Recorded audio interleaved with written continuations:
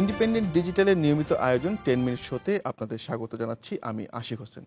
আজকের আলোচনার বিষয় ঢাকায় সফরে আসছেন ডোনাল্ড লু, এবার উদ্দেশ্য কী? আর এটি নিয়ে আমাদের সাথে কথা বলবেন ইন্ডিপেন্ডেন্ট টেলিভিশনের বিশেষ প্রতিনিধি এবং কূটনৈতিক প্রতিবেদক নাফিসা দৌলা। নাফিসা, শুরুতেই আপনাকে স্বাগত জানাচ্ছি। নাফিসা, আগামীকালকে ডোনাল্ড লু আসছেন। বলা হচ্ছে যে নির্বাচনের পর এটি আসলে তার প্রথম সফর এবং মার্কিন একটা উচ্চ পর্যায়ের যদি আমরা ধরি সেক্ষেত্রে তিনি আসলে এটাই আসলে তার এই ধরনের একটি সফর হতে যাচ্ছে। তো এই সফরের উদ্দেশ্যটা আসলে কি?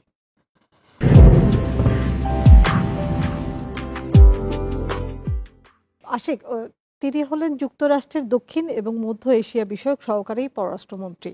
তার আগে আমরা দেখেছি নির্বাচনের পরপরই কিন্তু যুক্তরাষ্ট্রের বাণিজ্য বিষয়ক প্রেসিডেন্টের একজন বিশেষ সহকারী তিনি ঢাকা সফর করে গেছেন নিরাপত্তা ইস্যুতে। এবং এবার যে ডোনাল্ড লু আসছেন তিনি কিন্তু মূলত 3 দেশের সফরে বের হয়েছেন এই অঞ্চলের। ভারতে গেছেন এবং শ্রীলঙ্কা থেকে তিনি ঢাকায় আসবেন। 3 দিনের সফর এবং বাংলাদেশে 11 তারিখ থেকে সফরটি শুরু হয়েছে। বাংলাদেশে আনুমানিক 3 দিন থাকবে, তবে আমাদের কূটনৈতিক ভাষায় আমরা বলছি 2 দিন তার এই ঢাকা সফর। ডোনাল্ড লু যখনই এই অঞ্চলে আসে তখনই কিন্তু সেটি খুব প্রাধান্য পায়, আমরা দেখেছি রাজনৈতিকভাবে।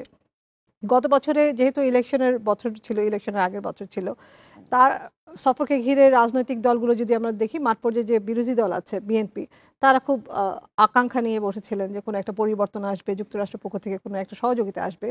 এবারে যখন ডোনাল্ড লু আসছে তখন কিন্তু আমরা বিএনপির পক্ষ থেকে দেখতে পাচ্ছি না তেমন কোনো আলোচনায় আসছে বা তিন নেতা ওই পক্ষ থেকে কোনো আলাপ আসছে। এবং সরকারের পক্ষ থেকে আজকেও পররাষ্ট্রমন্ত্রীর একটি প্রোগ্রাম ছিল, সেখানে প্রশ্ন করা হয়েছে, আপনি যে প্রশ্নটা আমাকে করছেন যে ডোনাল্ড লুর ঢাকা সফরে আসার উদ্দেশ্যটা কি, সেই একই প্রশ্ন করা হয়েছিল পররাষ্ট্রমন্ত্রীকে। সরকারের পক্ষ থেকে বলা হচ্ছে বা ঢাকা ওয়াশিংটন সম্পর্ককে এখন আসলে ভিন্নভাবে দেখতে চায় যুক্তরাষ্ট্র, বাইডেন প্রশাসন বিশেষ করে। তারা, আপনি জানেন যে ডোনাল্ড লু সফরকে ঘিরে যে রাজনৈতিক মতবিভেদ তৈরি হয়েছিল সরকারের সাথে, আমরা কিন্তু তখন যদি যুক্তরাষ্ট্রের যেই আপনার সরকারি পররাষ্ট্র দপ্তর থেকে ব্রিফিংগুলো হয় সেই ব্রিফিংয়ে যদি দেখি, তো ওখানে ব্রিফিংয়ে কিন্তু বাংলাদেশের পলিটিক্যাল ইস্যুতে তারা খুব মুখর ছিল, প্রশ্নের উত্তর দিচ্ছিল। যেখানে গাজা ইস্যু হচ্ছে, ইউক্রেন ইস্যু হচ্ছে, তার পাশাপাশি কিন্তু বাংলাদেশের রাজনৈতিক বা নির্বাচনের ইস্যুকেও তারা খুব প্রাধান্য দিচ্ছিল এবং অনেক প্রশ্ন তারা অ্যাটেন্ডও করছিল।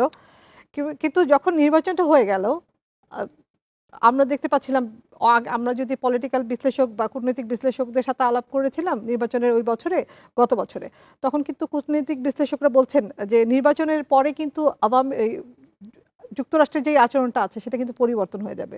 আমরা তাদের যে বিশ্লেষণটি আছে সেই বিশ্লেষণটি এরকম যে আপনার নির্বাচনের আগে তারা যুক্তরাষ্ট্রের পক্ষ থেকে যেইভাবে ভোকাল থাকে, নির্বাচনের পরে তাদের আচরণটা পরিবর্তন হয়ে যায় এবং সেই আচরণের পরিবর্তনই আমরা এবার দেখতে পাচ্ছি। ডোনাল্ড লু আসছেন সরকারের পক্ষ থেকে এবং যুক্তরাষ্ট্রের মিশনের থেকে যেই প্রেস রিলিজটা দেওয়া হয়েছে সেখানেও কিন্তু বলা হয়েছে ঢাকা ওয়াশিংটন সম্পর্ক আগামীতে কেমন হবে সেটি আসলে তিনি রূপরেখা টানতে চাচ্ছেন, নতুন উচ্চতায় নিয়ে যাওয়ার কথা বলছেন। আমরা জানি ঢাকা ওয়াশিংটনে বেশ কিছু পেন্ডিং ইস্যু আছে, কিছু বাণিজ্যিকভাবে বিনিয়োগের বিষয়গুলো আছে, বাণিজ্যিক বিষয় আছে, শ্রম পরিস্থিতি নিয়ে বিষয় আছে। এখন কিন্তু তারা আর মানবাধিকার ইস্যুটি এবং রাজনৈতিক পরিস্থিতি এই সব বিষয় কিন্তু তারা আর গুরুত্ব দিচ্ছে না। যুক্তরাষ্ট্র এখন গুরুত্ব দিচ্ছে বাণিজ্যিক বিষয়, ঢাকা ওয়াশিংটনের সাথে সম্পর্ক কিভাবে হবে।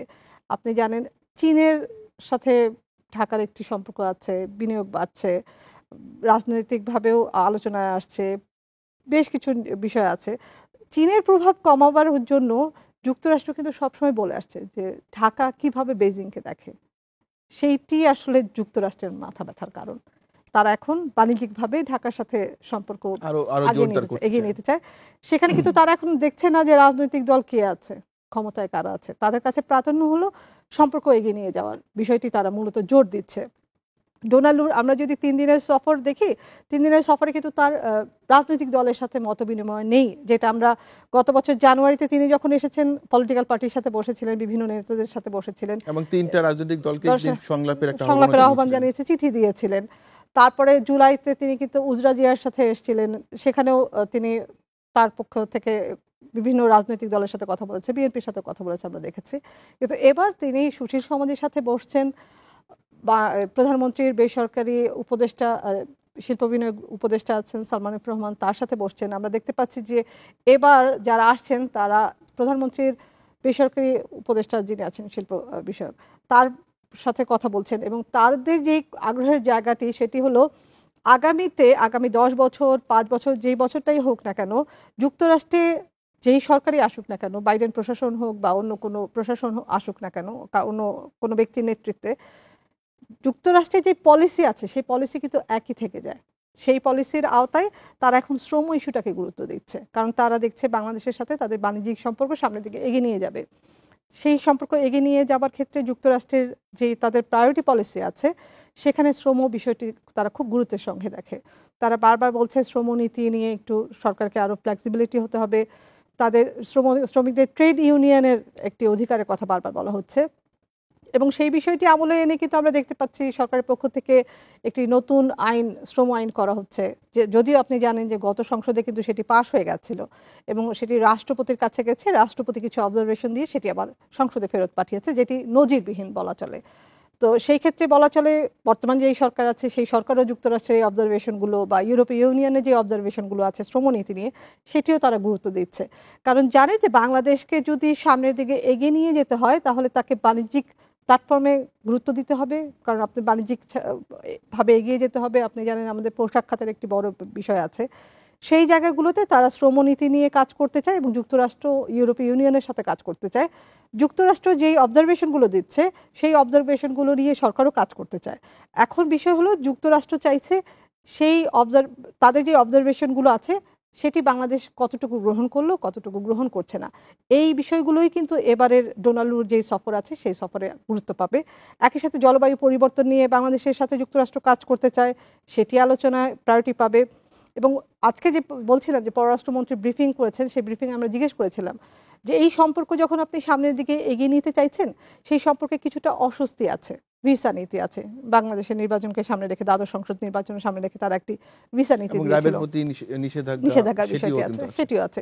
এই অস্বস্তি নিয়ে কি সম্পর্ক এগিয়ে নিয়ে যাওয়া যায় কিনা পররাষ্ট্রমন্ত্রীকে সেটি জানতে চাচ্ছিলাম। পররাষ্ট্রমন্ত্রী বললেন যে তাদের লক্ষ্য, বর্তমান সরকারের লক্ষ্য যুক্তরাষ্ট্রের সঙ্গে সুসম্পর্ক বজায় রাখা, সেই সম্পর্ক এগিয়ে নেওয়ার জন্য তারা কাজ করে যাচ্ছে। হ্যাঁ, কিছু অস্বস্তি আছে, তিনিও স্বীকার করেছেন, বলছেন যে এই অস্বস্তি দূর করার জন্য এবং এই ভিসা নীতি বা র্যাবের উপর থেকে নিষেধাজ্ঞা সেই সব প্রত্যাহার করার জন্য সহজীকরণ করা কিভাবে যায়, কতটা দ্রুত তার সঙ্গে করা যায় সেটি নিয়ে তারা হোয়াইট হাউসের সাথে কাজ করছে।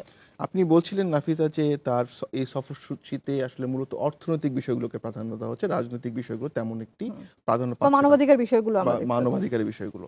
সেক্ষেত্রে বিএনপির সাথে কি তার আলোচনার বসার বা তার সূচিতে কি এমন কিছু আছে, বিএনপি নেতাদের সাথে বৈঠকের কোনো বিষয় কি আছে কিনা?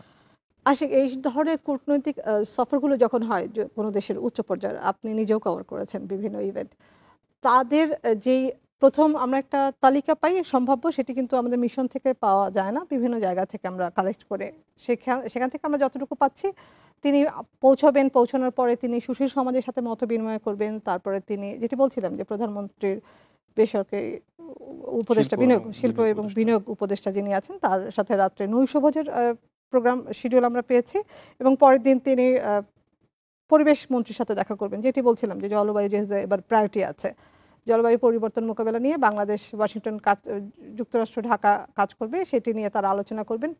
পরিবেশ মন্ত্রীর সাথে 15 তারিখে তিনি দেখা করবেন সচিবালয় এবং তারপরে তিনি পররাষ্ট্র সচিবের সাথে, তার কিন্তু কাউন্টার পার্ট পররাষ্ট্র সচিব মাসুদ বিন মোমেন, তার সাথে তিনি মূলত যেটি আনুষ্ঠানিক দ্বিপাক্ষিক বৈঠক আছে সেটি 15 তারিখে হবে এবং তারপরে পররাষ্ট্রমন্ত্রীর সাথে সৌজন্য সাক্ষাৎ করবেন। এই পর্যন্ত শিডিউল আছে। একটা বিষয় যে বাংলাদেশের সামনে একটা বড় ইস্যু হচ্ছে রোহিঙ্গা ইস্যু। তো এই ইস্যুতে বাংলাদেশ বিভিন্ন ফোরামে কথা বলে আসছে, বিভিন্ন রাষ্ট্রের কাছ থেকে সহযোগিতা চাচ্ছে যেন এই সমস্যাটা খুব দ্রুত সমাধান হয়ে যায়। সেক্ষেত্রে এই লুর এই সফরে কি এইটা নিয়ে কোনো আলোচনা হবে কিনা? রোহিঙ্গা বিষয়টি যুক্তরাষ্ট্র সবসময় আগ্রহ দেয় বা গুরুত্ব দিয়ে আসছে, বারবার বলা হচ্ছে ঢাকার পাশে ওয়াশিংটন আছে এই সমস্যার সমাধানে। এই সমস্যার সমাধান আসলে যুক্তরাষ্ট্র একা চাইলে হবে না, তার আলোচনা করতে পারে, তারা যে তাদের মূল যেই প্রায়োরিটি জায়গাটা বা তাদের যেই করণীয় জায়গাটা সেটি হলো মানবিক সহায়তা তহবিল। আন্তর্জাতিক যে তহবিল আছে আপনি জানেন তহবিলটা প্রতি বছর কমে আসছে, সেই তহবিলটা যেন পরিমাণ মতো থাকে, কারণ এখন অনেক কিছু আছে বৈশ্বিক ইস্যুতে, গাজা ইস্যু আছে, ইউক্রেন ইস্যু আছে, সেই সবের মধ্যে রোহিঙ্গাটা যাতে হারিয়ে না যায় সেটি ঢাকার পক্ষ থেকেও একটি গুরুত্ব দেওয়া হচ্ছে, যুক্তরাষ্ট্রও সেটি চাইছে। এবং এই মানবিক সহায়তা আগামীতে যাতে অব্যাহত থাকে, তহবিলে যেন ঘাটতি না থাকে সেটি নিয়েও তিনি আলোচনা করবেন।